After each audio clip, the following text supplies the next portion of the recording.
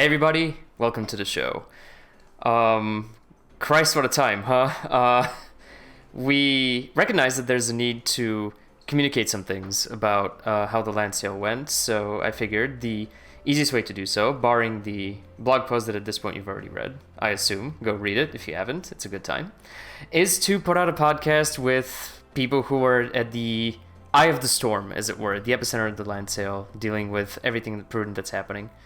And our hope is that throughout this episode, we'll be able to answer your most prudent questions, give a bit of an analysis on how the land sale went from our side, and in general, just speak on the matter. So, with me, I have Joris and Loren. Say hi, guys. Hey, everybody. Hey, everyone. Let's get right into it. You guys were there. This feels like a war report, but you guys were there when everything was going down. So, Joris, most of all, dealing with the technical side of it. So give us a rundown on how the land sale went from our perspective. So obviously things were a little bit bumpy, as people have experienced. There were some technical issues, which we'll go into this podcast in more detail, which had to be resolved to continue the land sale. One of them abolishing the parcels mid-land sale. We'll go into more details on why we made that decision. But yes, things have been a bit bumpy, but hoping to reassure everyone and telling them what our plans are to resolve those issues for future land sales. Right. Well, let's start at the beginning, I guess. Land sale went live, and how did that process shake out? So we got 25,000 people on the website, right? And that caused some small issues. Our own site was having quite a tough time dealing with the load, but it managed to handle the pressure. Then 2 external websites went down. The RPC endpoint for Matic went down, and the Block Explorer went down. So just to emphasize for people, the Matic, or as it's now called, Polygon, sidechain did not go down. The sidechain operated just fine, but the RPC endpoint, which is the thing you use to communicate with the sidechain, that one went down. Just due to the sheer amount of pressure. We talked to Matic as well afterwards. They'd never seen this much people using the endpoint at the same time. So it just couldn't handle the amount of pressure. So because that went down, it also caused our map to desync, because the map listens to the RPC endpoint for changes every time a plot of land is being bought, and then updates the map and tells your browser that a plot has been sold, so it is grayed out. Because the RPC endpoint went down, the map syncing also went down, so that was great. Then the Block Explorer went down, so we couldn't actually see how much had been bought, because the Block Explorer keeps up to date how many elements had been sold. So that went down, so we couldn't see either. But we talked to Polygon very quickly, and they scaled up the capacity of the RPC endpoints to make sure that things stayed operational. But yes, it was a delightful experience. Let's just put it that way. Yeah, from a technical perspective, it's definitely a huge challenge. I think, maybe for those somewhat less technically inclined, essentially when you set up something like this, Joris, right, you tend to use a fair amount of third-party services that you rely on. Right, and even something like Matic or Polygon, right, has some third-party services like that RPC endpoint, or like those RPC endpoints that need to remain operational in order for people to at least have a decent view on what's going on, and to obviously interact with the system itself.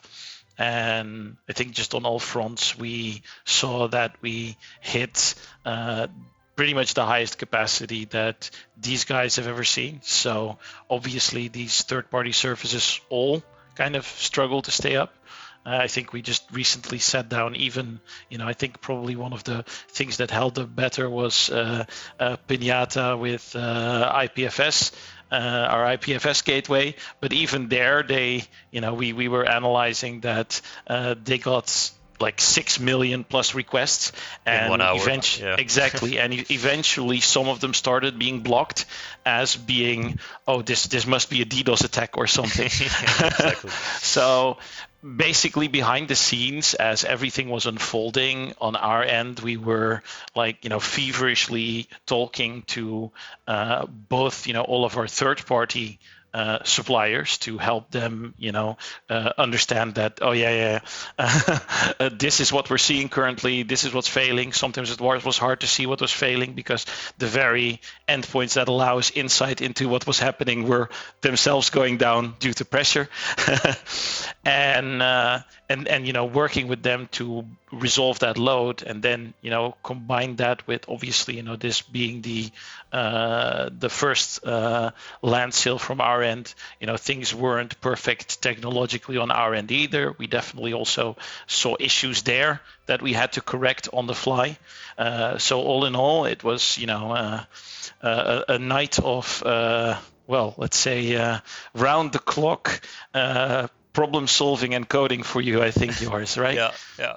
I mean, definitely not to take blame away from ourselves. We definitely made mistakes, right? And I think that's perfectly fine to say. Don't want to blame everything on third parties.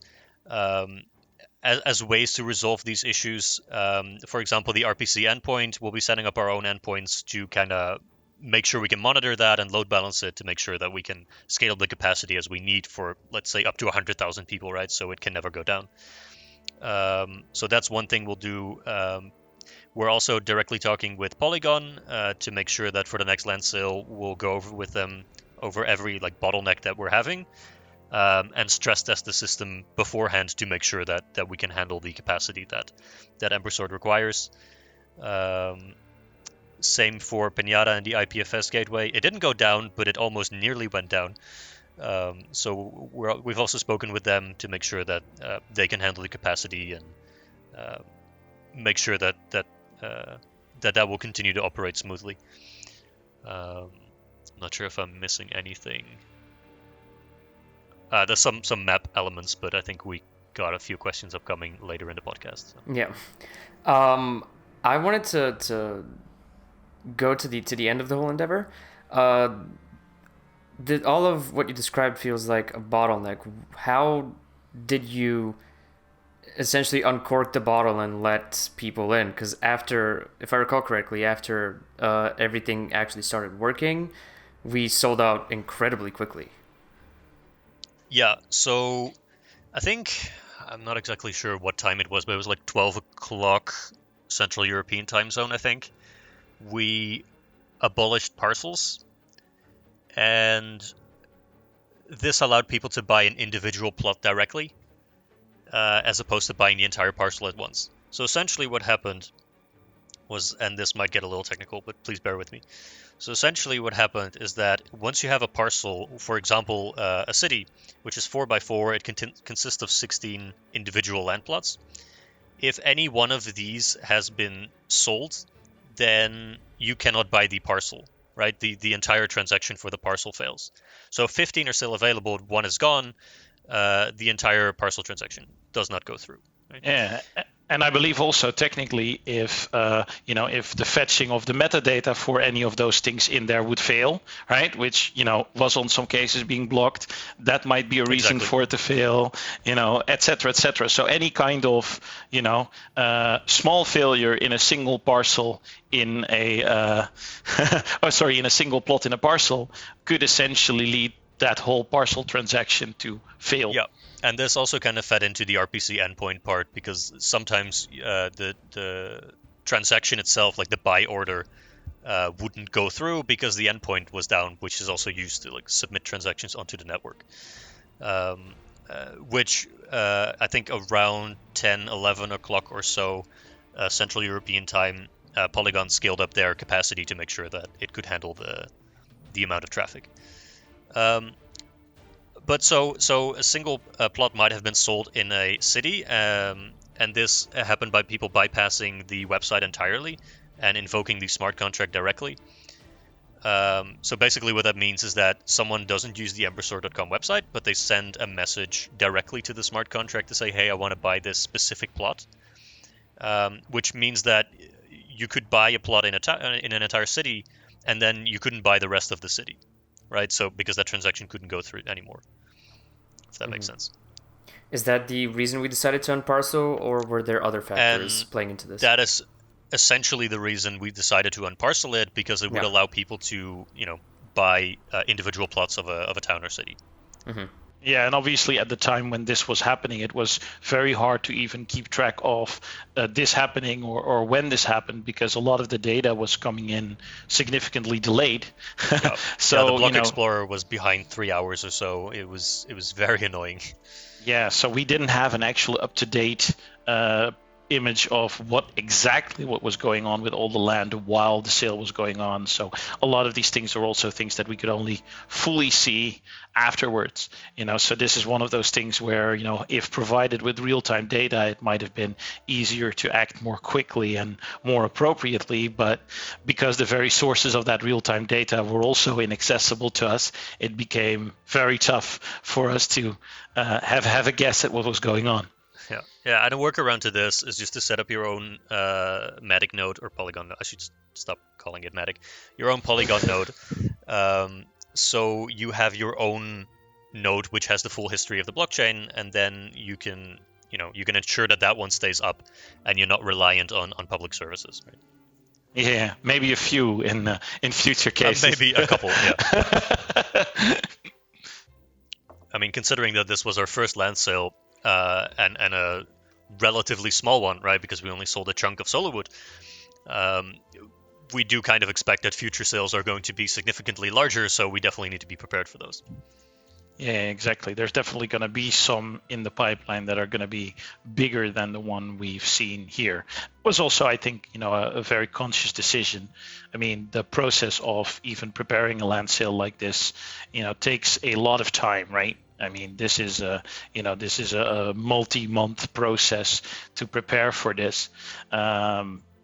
Both in terms of all the legalities and all the technology involved. So obviously, if you want to be super efficient at it, you might be like, well, let's just sell a whole lot of land.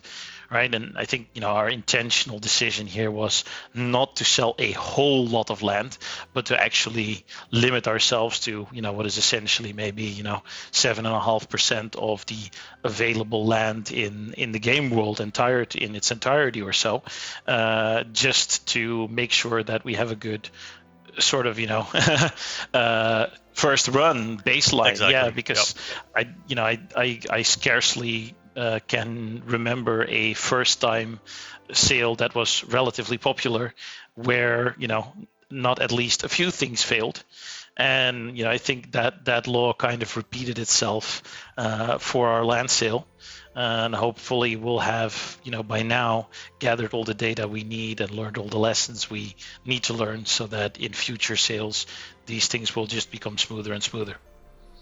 Definitely. Well, we've gone through, what the land sale was like for us. We've mentioned what we can improve, but as always, we can't really think of everything on our own because we exist within the company and we have a particular view of how things operate. Thankfully, we have a wonderful community who had a lot of suggestions on how things can be improved, and we extrapolated some questions from them. So I would like to go into some of those, if that would be okay, to just assuage some concerns. So here we go. Sure, go ahead. The communication during the land sale was very interesting in that there was a lot of information being, going through back and forth, and that led into the community mods in particular being very overwhelmed. How are we planning on fixing this in the future? Right. So on that end, it was really, I think a lot of people, I mean, you can imagine this, Svetlin, because you were there for the process, but I think a lot of people cannot imagine what goes on in a Discord community, for example, of almost 20,000 or maybe by now over 20,000 registered users in the midst of such a land sale, right? There was literally mods that were recording the amount of dings that they were getting on Discord from direct messages sent to them, and it was at a rate of more than one a second. So everyone was getting spammed, obviously, with questions, with remarks, sometimes just with people who were very upset because they couldn't for some reason get in, or their purchase had failed for the 10th time that they tried to do. But obviously that creates a huge overload. So what we did during the moment itself, obviously with most of the technical team and a lot of other people working with partners and technology to ensure that whatever issues exist were fixed. Our community mods basically sort of lock down or time delayed some channels, right? Set a kind of a time limited mode on some channels just to avoid everything being drowned out by people shouting random stuff. So basically we moved it up in such a way that we try to centralize the communications of the mods in one particular channel, the support channel. And there's a bunch of lessons to be learned there, really. I think just in general, our community has been growing so rapidly that it's been tough to keep up the pace. So one of the things we've already started doing is expanding our community management team and actually hiring for community management roles. Obviously we have some people like Svetlin out there interacting with the community, but we're definitely going to need a lot more with how the community has grown. And beyond that, I think a lot was learned in that regard also, where the community managers will in future undoubtedly be more prepared for this kind of frenzy that occurs, with a sort of clearer plan of how to make sure that in between the chaos, if there is any kind of chaos, right, with lots of people just coming in and asking questions, and sometimes these are these things will always happen. Like there's literally people asking how they could get their ETH wrapped and on Matic somewhere, several hours after the land sale started. So you're always going to be bombarded with interest and with people with questions. And it's important to see how we can get the right responses out there and readable for everyone, and at the same time direct everyone into the right channel. So there's definitely a lot to learn and improve there to help with that feed. And hopefully, as we grow our community management team, it'll also be easier to simultaneously be communicating on all channels. I'm pretty sure we'll have quite the nerve center set up for the next real-time land sale that occurs. Yeah, it would look like NASA Capcom, I would envision. Whereas now it looked like NASA's Capcom only in a closet. That's an apt metaphor, I believe. I wanted to touch upon, you mentioned establishing a baseline with the sale, and part of that was announcing things in a timely manner. Why did we wait to announce some things, and why did we announce them the way we did? Right. Well, this kind of ties into the notion that preparing such a land sale is quite a process, and there's a lot of pieces in motion. And in our case, for example, I'll take the most obvious example, the map, right? We literally released the map the moment we were sure it was accurate, it was correct, it contained everything that was going to be sold, all the demarcations were in order, etc., etc. And those things just, literally, things were being, lists were being generated, minting was being done in the background, and those things were literally only ready when they were supplied. Now, that is a typical sort of first-time issue, because now we have a standard for this, and obviously for future sales it'll be super easy for us to make sure the full map is accessible long before the next, say, on-map land sale goes live. And that goes for quite a few things. And the other thing is, of course, we were dealing at the same time with the finalization of quite a massive investment round. And that also tends to put some limits on what you can and cannot communicate quite yet. So these kinds of things tend to, in conjunction, be quite a challenge. Yeah, it's important to mention this, since we essentially were dodging raindrops, as it were, when it came to our communication, and we wanted to communicate things as soon as they were set in stone, so that people would be very much prepared for everything that was to come. And I do believe, even considering the circumstances, we did a decent job of doing that. You did touch upon the map being available in future sales, which was going to be my next question. Just to reiterate, what can people expect in terms of map availability? Yeah, so very simply put, when we announce future land sales, in all likelihood, upon the moment when, let's say, a map-based land sale, on land sales that will be occurring in a sort of similar formula to the one that we've had before, but obviously with some number of improvements that we're already working on making. On those, I think pretty much once the countdown starts, so let's say 2 weeks or so before the sale, you'll already have access to the map. Yeah. The next one is a question that I came across quite frequently during the land sale and the time following it. And this is one I believe Joris can handle quite well, because we did spend a bit of time discussing it. How are we going to deal with people bypassing the website in future? So, to summarize the technical aspect, essentially, we're going to make a more centralized setup in the sale where people have to go through the website. So what you can do now is, because a blockchain is basically just a public database, anyone can send a message to the blockchain at any time and buy something, right? That's essentially what you're doing when you buy something on the website. It's not our website sending a message, but it's your browser sending a message to the blockchain. So what we'll be doing instead is forcing people to go through the website, where only the contract creator, which is in this case us, is allowed to invoke a specific function on the contract, and so you have to go through the website to buy a specific plot of land. So circumventing it and invoking the smart contract directly becomes completely impossible.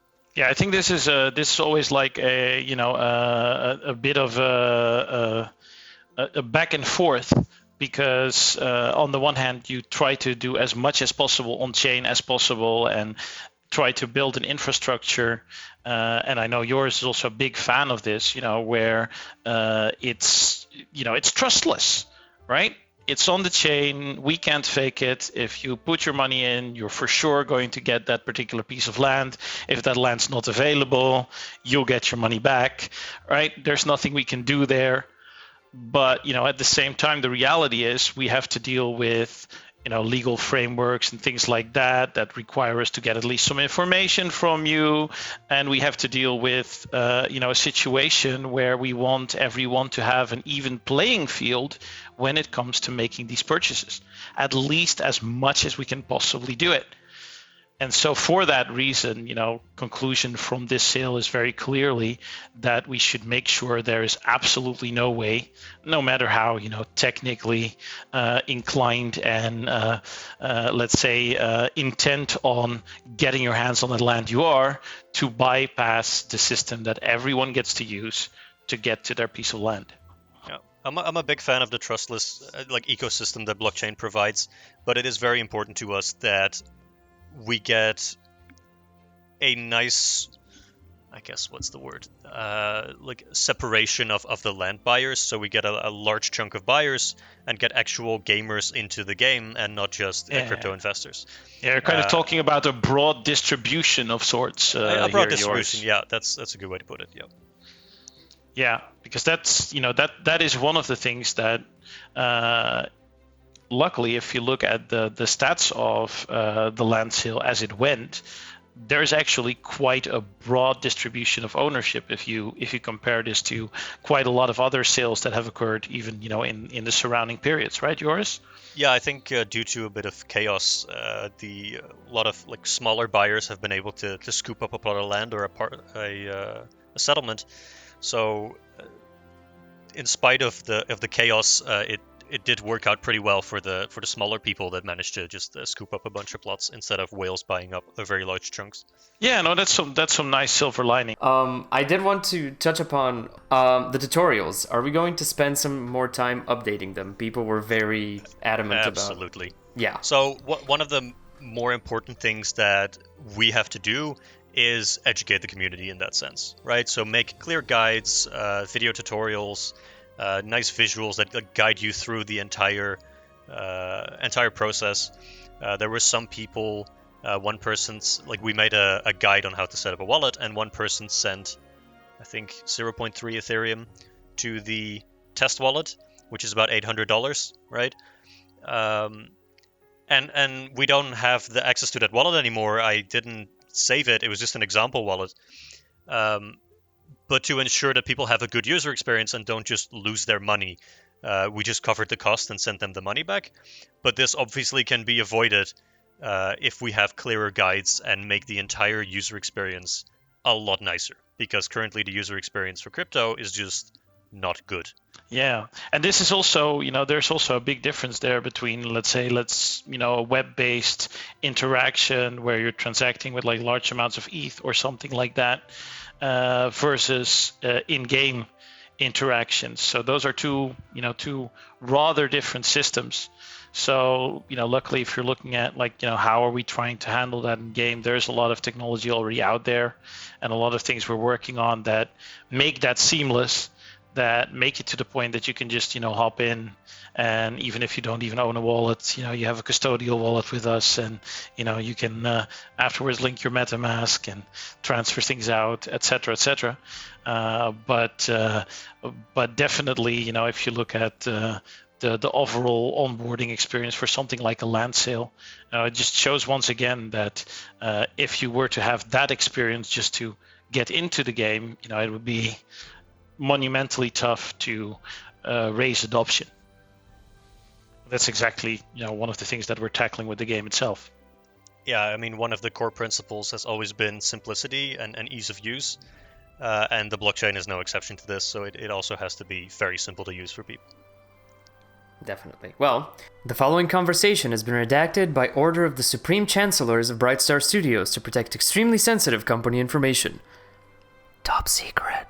And this was this podcast, a bit of a deviation from the norm, as there were less tongue-in-cheek jokes in this one, but we really felt the need to approach this in an open manner and communicate with everybody in as earnest a manner as we possibly could, providing you as much valuable information as you deserve. So thank you, everybody, for listening. Thank you to my guests for taking the time to answer these very, very prudent questions.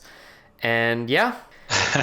Well, hopefully in our next cast, we'll be able to, for example, cover a little bit more of how we see, the notion of building towards this game with the community. And I think that'll be some really great stuff to talk about. But for now, it was good to at least make sure we cover a lot of this stuff about the land sale for those people that were part of it and still were left with questions when it comes to land and land sales in the future.